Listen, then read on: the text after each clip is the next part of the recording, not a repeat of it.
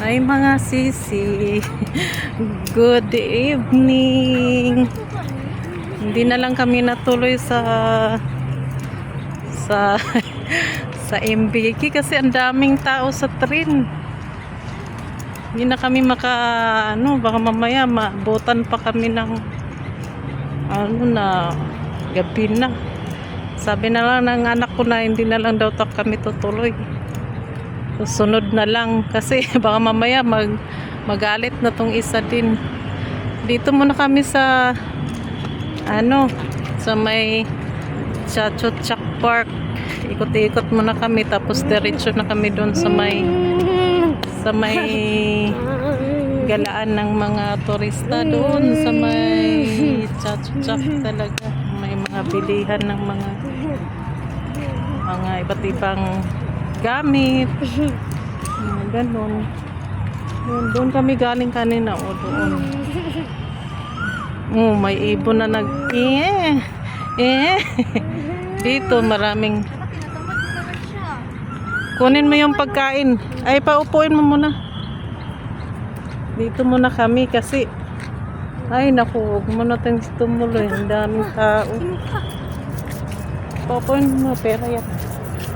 May pagkain dito. Hala!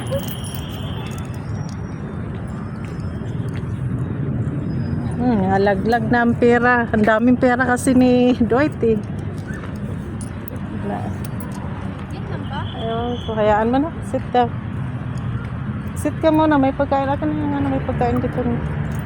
Napagod na. Yan ang problema kayo.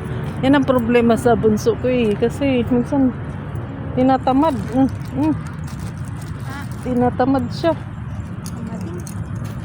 Kaya mahirapan kami pag isama namin to. Ambot lang paha. Tamad.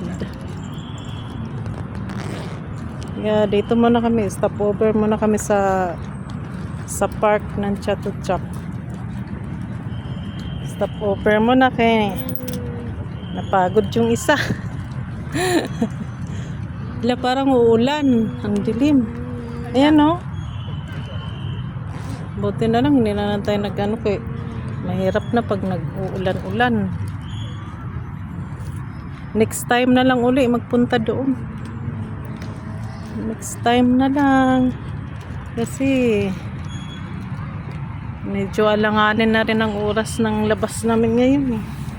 Buti sana kung medyo maaga pa.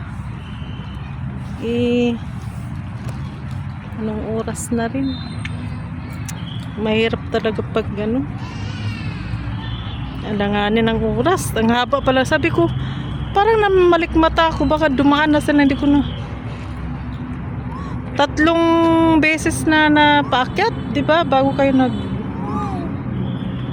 umikot. Pumunta na ako doon sa bayaran ng ticket. Ikot-ikot ako doon. Wala pa man sila dito. Malalaman ko naman kung nandun kayo kasi mag-ingay si Dwight.